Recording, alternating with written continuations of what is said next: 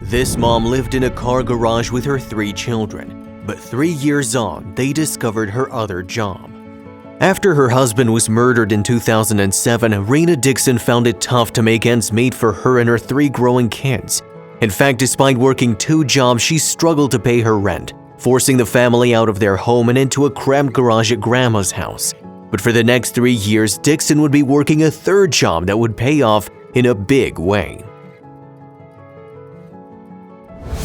Dixon, a mother of 3 from Sacramento, California, worked hard to provide food and shelter for her family. But when her husband was tragically killed, her 2 boys were aged just 1 and 2 years old. So with 1 other daughter, Dixon was left on her own when it came to raising the 3 kids. Unsurprisingly, it was a struggle for the single mom. Indeed, Dixon was working a few part-time jobs just to make ends meet. Inevitably, though, the cost of raising 3 children quickly added up, and soon enough she could not afford the rent. As a result, the family had to leave their home. Also, if you have not done so already, please subscribe to our channel and click that notification bell to get inspired by these real-life stories every day. Now, back to the story. To begin with, Dixon moved into public housing. She would soon come to realize, however, that it was no place to raise young kids. Having seen a number of shootings in the short time they were there, Dixon feared that her children would get hurt, so she devised another plan. Faced with a desperate situation, Dixon moved into the garage adjoining her mom's house. The space was tiny, 200 square feet, and the structure was not built to be lived in, but at least they had a roof over their heads, and it was only a temporary arrangement, right?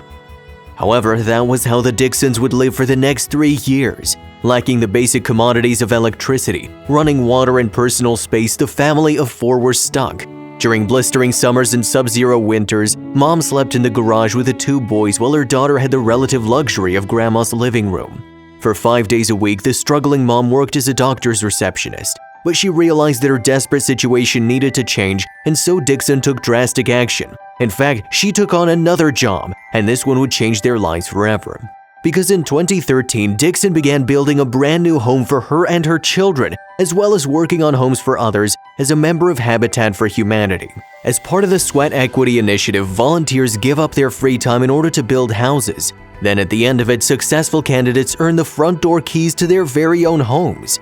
Volunteers must contribute 500 hours building their own and other people's houses, and upon successful completion, candidates walk away as the owners of the homes they have built themselves. The organization has said that it's not so much a handout as a helping hand in a time of need.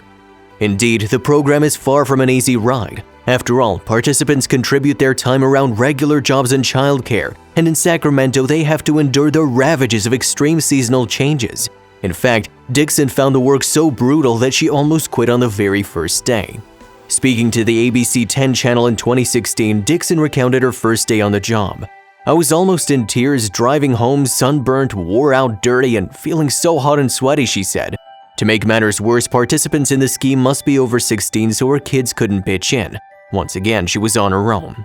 It was her kids, however, that would help Dixon in other ways. As she explained, "I get home, look at my kids in our living situation in a converted garage, and I say to myself, I'm not a quitter. I refuse to let my kids see me give up." The seeds of Habitat for Humanity were first sown in the late 1960s. Clarence Jordan, a farmer, owned a community near Americus, Georgia. Realizing that the farm's workers needed solid, affordable homes, the organization's founders devised a plan. Along with Jordan, Linda and Millard Fuller had the idea of utilizing volunteers to build homes at zero profit. Supporters of the initiative would donate no-interest loans to the recipients of the new homes. Meanwhile, financial gains through fundraising would be invested into building more new homes. The Fullers took the concept to the Democratic Republic of Congo, formerly Zaire, in 1973 under the name Fund for Humanity. After 3 successful years developing their idea, they returned to the United States. Then, with the help of supporters, in 1976, Habitat for Humanity International was born. With the support of former President Jimmy Carter and his wife, Habitat for Humanity's work spread to 1,400 communities in the U.S. In fact, to date, the initiative has given almost 7 million vulnerable people around the world new homes. Meanwhile, Dixon's would be the 130th to be built in the Sacramento area. So in March 2016, and after 3 years of graft, Dixon received the keys to her very own 3-bedroom, 2-bathroom home. It had indeed been a difficult 9 years since their dad died, but the home offered Dixon's children a new beginning. Yes, it was a symbol of hope.